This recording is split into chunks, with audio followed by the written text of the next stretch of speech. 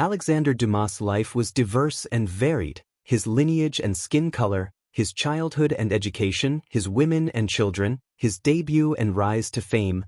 Countless stories continue to fascinate generations. He was a genius and successful writer whose masterpieces are known worldwide. Victor Hugo called him the most popular writer of the century. The name belongs not only to France but also to Europe and the world. However, Dumas's most distinctive contribution was his writing factory, which set him apart from other great authors.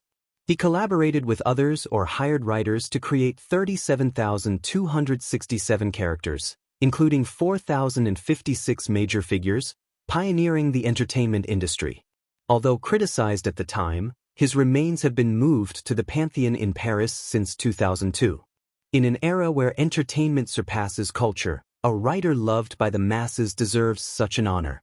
Biography.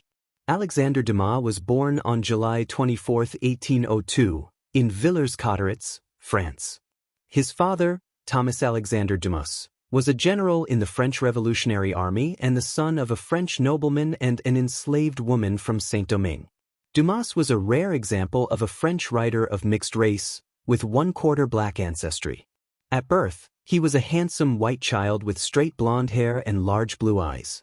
During puberty, his hair became curly, and his skin turned light brown, showing some black features.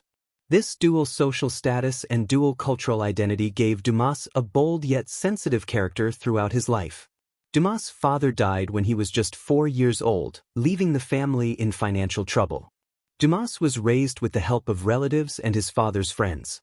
Despite their hardships, Dumas' mother made sure he got an education. He had no family background in literature, nor did he receive any special writing training. That's why he's later seen as a writing prodigy.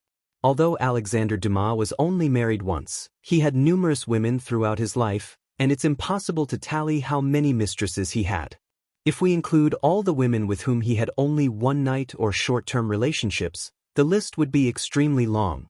Dumas' 2 sons and 1 daughter were all born outside of marriage. His eldest son, also named Alexander, later became a writer and was known as Alexandre Dumas Fils. He arrived in Paris at the age of 21 to live by making posters for theaters. At that time, he had never even heard of writers like Racine or Corneille. However, the young genius began writing play scripts from writing performance posters. His talent for storytelling quickly gained him recognition. In 1829, Dumas's play Henry III and His Court was a huge hit in Paris.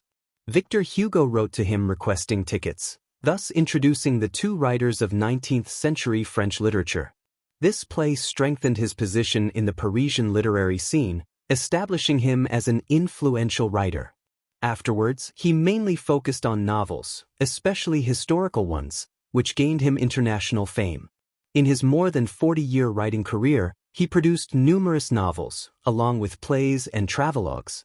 Among his works, books like The Three Musketeers, The Count of Monte Cristo, and Queen Margot have been translated into nearly every language in the world. His plays, Henry III and His Court and Antony, caused a sensation at their premieres. Whether then or now, he remains a great writer with tremendous success. Dumas admitted the works under his name were created by a team. A few team members are even public figures. Today, such collaborative projects are common in the entertainment industry, but in France at that time, mainstream cultural circles did not approve of this method of creation and attribution. Some commentators deemed the works unserious and lacking in literary merit, categorizing them as secondary literature and thus devoid of status, although they are popular among familiar readers. Some criticize Dumas for running writing factories that exploit others, similar to the use of black labor. The writing factory is real.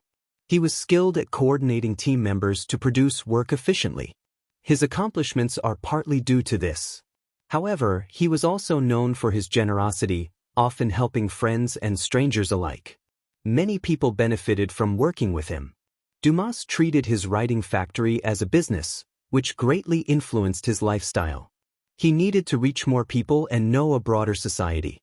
Lavish socializing was a way for him to maintain his productive work.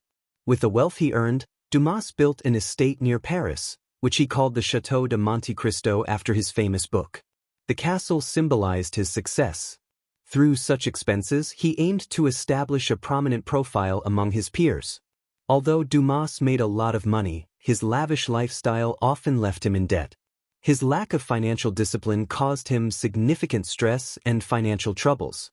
He died on December 5, 1870, in poverty, at age 68. Dumas's life was as adventurous and colorful as his novels. He and his readers wished to have endings like those of heroes in his books. But his wasn't like that. Alexandre Dumas' life and works show the power of imagination and resilience. From humble beginnings to becoming one of the world's most celebrated authors, Dumas' stories have touched readers' hearts for generations.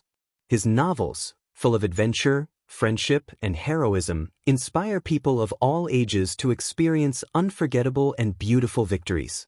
Main works. Alexandre Dumas is best known for his historical novels filled with action, intrigue, and unforgettable characters. His main works have been translated into dozens of languages and adapted into countless films, TV shows, and stage productions. Dumas's novels and plays are primarily set against real historical backgrounds, featuring intricate and vivid plots that often surprise readers, earning them the reputation of historical thrillers. His works are characterized by clear and concise structure, dazzling and powerful language, and witty, adaptable dialogue. He authored over 150 novels, more than 90 plays, and 250 volumes of collected works, an incredible output, totaling over 270 volumes, and his works have remained popular in French literature.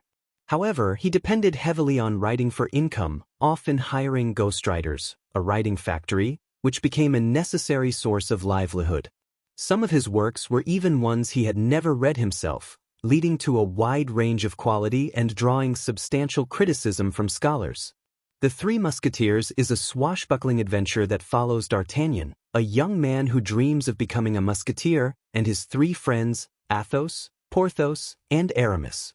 Together, they fight for honor, loyalty, and friendship with the famous motto, "All for one and one for all." Queen Margot set during the French Wars of Religion, this novel tells the story of Queen Marguerite de Valois and the political and personal struggles of her time. The Count of Monte Cristo is an epic tale of betrayal, revenge, and redemption that tells the story of Edmond Dantes, a sailor who is falsely imprisoned.